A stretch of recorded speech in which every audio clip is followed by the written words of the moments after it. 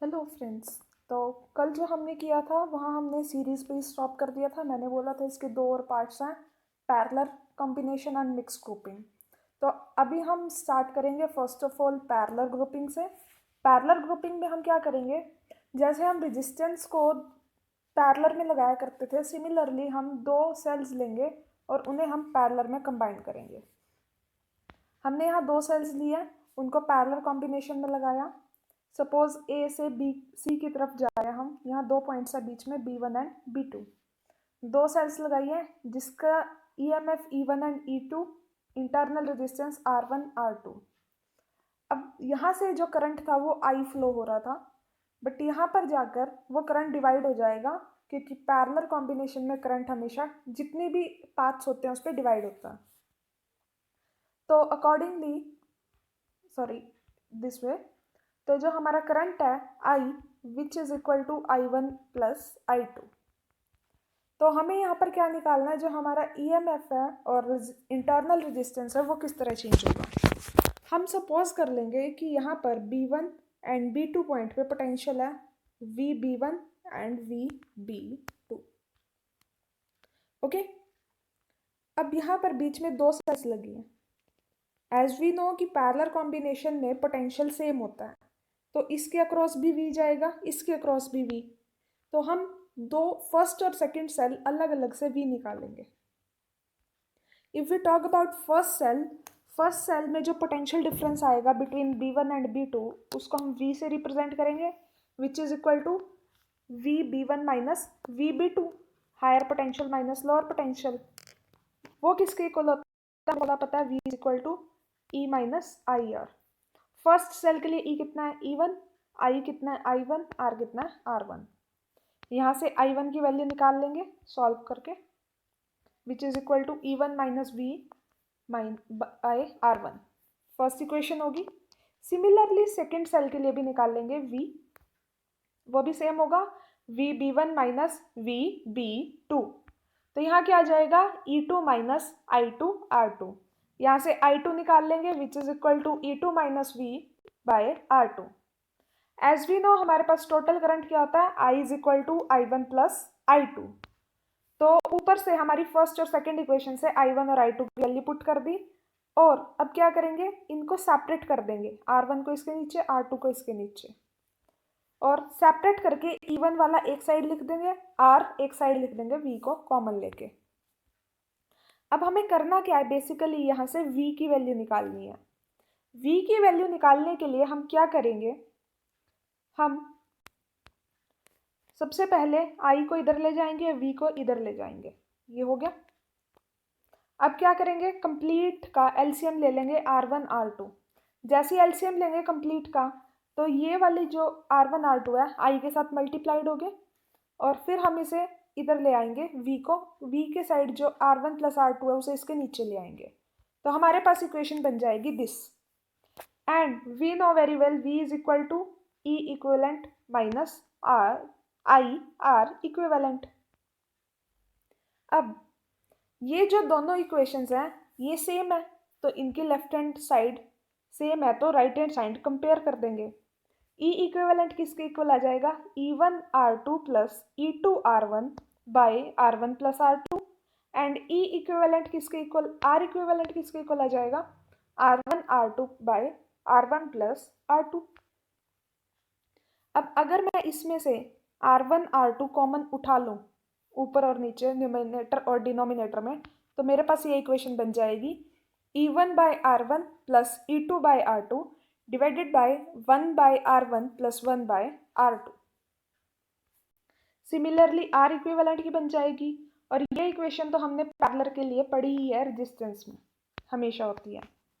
Suppose यहाँ पर generally हमने अभी तक दो सेल्स की बात की थी, अगर m नंबर ऑफ सेल्स हो तो जैसे हम n लेते हैं, यहाँ मैंने m ले लिया ताकि हम डिफ्रेंशिएट कर सके सीरीज और पैरेलल के लिए।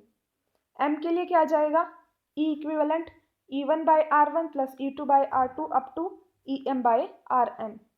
सिमिलरली नीचे, और सिमिलरली इसका R इक्विवेलेंट हो जाएगा। ठीक है, अगर मैं E equivalent divided by R equivalent की वैल्यू निकालूं, तो हमारा ये वैल्यू आ जाएगी।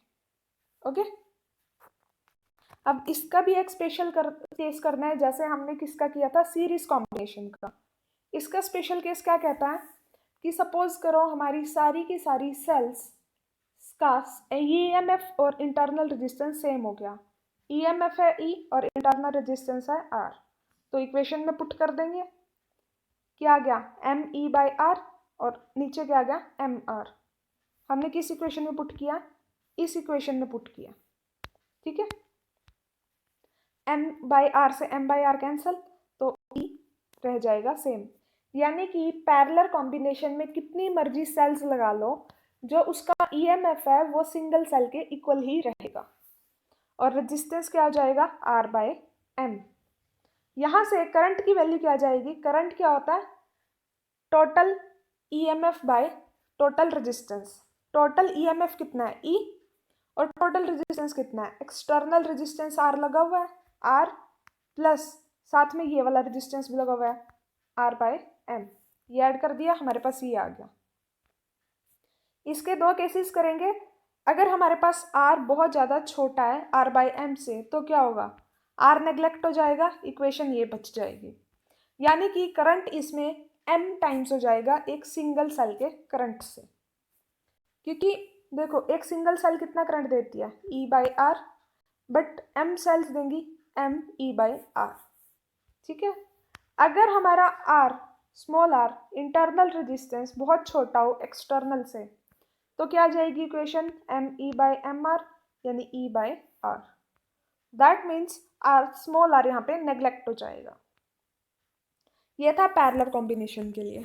इसके ऊपर एक्चुअली न्यूमेरिकल्स आएंगे, तभी जाके आपको थोड़े से फॉर्मूलेज अपने रिमाइंड रहेंगे। जो नेक्स्ट इसकी न्यूमेरिकल वाले हैं वो मैं शाम को अपलोड कर दूंगी, इसके चैप्टर के न्यूमेरिकल्स। तो आप इवनिंग में देख लेना इसके न्यूमेरिकल्स की वीडियो, तभी आपको थोड़े से क्लियर हो जाएंगे, क्योंकि कोई भी टॉपिक आपको विदाउट न्यूमेरिकल नॉलेज क्लियर नहीं होगा। नेक्स्ट है मिक्स ग्रुपिंग। सपोज करो आपके पास ऐसा एक सर्किट है जिसमें एन सेल्स लगी हुई हैं सीरीज में, और ऐसे एम लगे हुए हैं पैरेलल में। ठीक है, एन सेल की सीरीज एक रो बनी हुई है, ऐसी ऐसी एम रोज हैं। ठीक है, अब इसके लिए हमें ईएमएफ निकालना है, इक्विवेलेंट और इक्विवेलेंट रेजिस्टेंस निकालना है। देखो बहुत सिंपल सी बात है, अगर आपको फॉर्मूला याद है, हमने पढ़ा था कि अगर पहली सेल का ईएमएफ ई है, तो इन सब का कितना हो जाएगा सीरीज में, एन ई। ठीक है, अगर एक का रेजिस्टेंस स्मॉल आर है, तो सबका हो जाएगा एन आर। ये मैं सिर्फ एक रो की बात कर रही हूँ।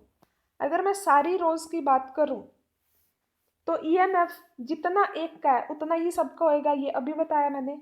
तो सबका total EMF of this circuit is N ई।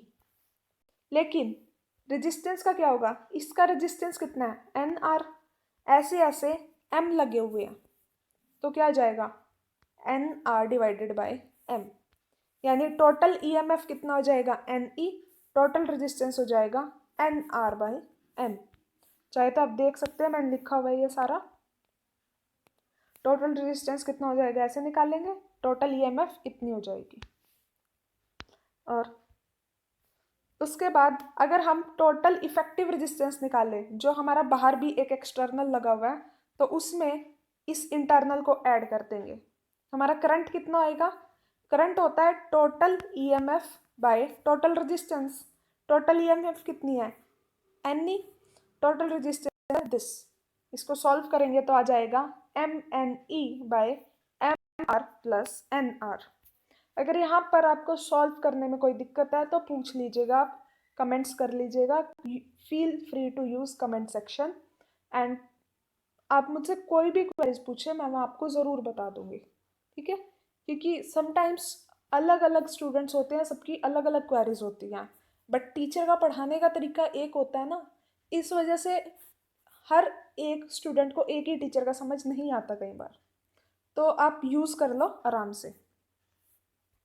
तो यहाँ पर जो करंट है, इसकी वैल्यू मैक्सिमम होनी चाहिए किसी भी सर्किट में, तभी हमारे लिए वो यूज़फुल है सर्किट। इसकी वैल्यू मैक्सिमम कब होगी, जब ये नीचे वाला जो इसका रेजिस्टेंस है, ये क्या होगा, सबसे मिनिमम। जब डिनोमिनेटर सबसे कम होगा तभी तो रिजल्ट अच्छा आएगा।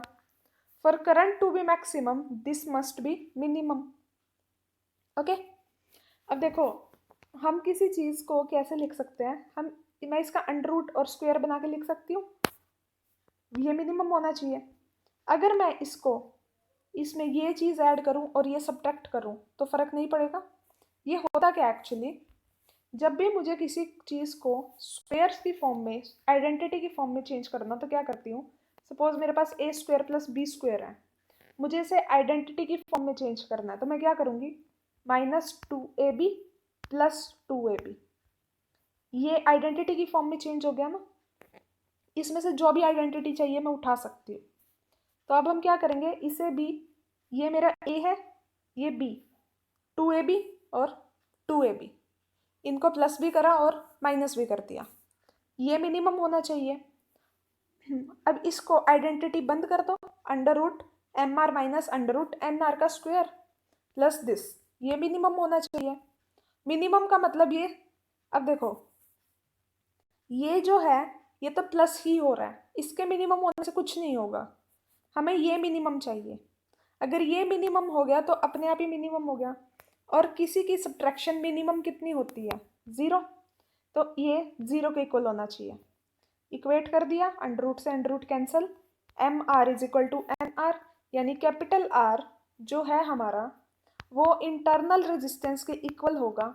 अगर हमारे इंटरनल रेजिस्टेंस और एक्सटर्नल रेजिस्टेंस इक्वल हो गए तो हमारा करंट मैक्सिमम चला जाएगा in mixed grouping of identical sales. बस हमें यही प्रूव करना है। तो इसको थोड़ा सा 1-2 बार देख लेना वीडियो, थोड़ा सा यहाँ पर समझ आ जाएगा। सिर्फ ये लास्ट वाला पार्ट है, मुझे लगता है आपको वो आइडेंटिटीज चेंज करनी नहीं आती अभी, इसलिए। देखो बेटा, मैं आइडेंटिटीज में बता देती हूँ क्या होता है। बेसिकली सपोज आपको बोला है 4 + 9 ऐड करो, ये छोटा एग्जाम्पल है। सपोज इसको आप आइडेंटिटी की फॉर्म में इजीली ऐड कर सकते हो, मतलब इसी में कोई बड़े एग्जांपल्स ले लो जो बहुत बड़े नंबर्स होते हैं, 5 डिजिट 6 डिजिट नंबर, आपको पता है वो किसके स्क्वायर है। मैं इसे क्या लिख सकती हूँ, 2 स्क्वायर प्लस 3 स्क्वायर। फिर इसे क्या लिख सकते हैं, 2 + 3 square plus 2 × 2 × 3 minus 2 × 2 × 3, plus minus में लिख दिया। फिर हमारे पास बच गया ये 2 स्क्वायर प्लस 3 स्क्वायर माइनस 2 × 3 × 2 और प्लस में सेम टर्म। इसको अगर मैं आइडेंटिटी में लिखूँ तो क्या लिखा जाएगा, 3 - 2 का होल स्क्वायर प्लस 2 × 3 × 2, तो ये कितना आ गया, 1 का स्क्वायर प्लस दिस। तो इसे सॉल्व करना आसान होता है आइडेंटिटीज की फॉर्म में, इसलिए हम इसे आइडेंटिटी में चेंज कर रहे हैं। ये एक छोटा एग्जाम्पल था, ये जनरली वहाँ यूज़ होता है ऐसे डिजिट्स जो हम चेंज नहीं कर पाते, ऐसे नंबर्स जो बहुत बड़े होते हैं सॉल्व करने के लिए। मतलब अगर मैं उसका स्क्वायर करने बैठूँ तो फिर बैठ ही जाना पड़ेगा, इसलिए हमने छोटे नंबर्स में चेंज कर देते हैं। ओके, ये उनके लिए है। ओके, तो इतना तो आपको समझ आ ही गया होगा, समझदार बच्चे हो। और अगर आपको वीडियो अच्छी लगी है तो लाइक करें। कोई भी प्रॉब्लम है वीडियो में, कोई सजेशन है, anything, you can use comment section, आप कमेंट्स करके बता सकते हैं वहाँ पे। And please subscribe the channel अगर आपने अभी तक सब्सक्राइब नहीं किया, and share with your friends. ये वीडियो जितना आप शेयर करेंगे आगे उतना ही मुझे भी अच्छा रिस्पॉन्स मिलेगा एंड मेरा भी कॉन्फिडेंस बिल्ड होगा। Thank you.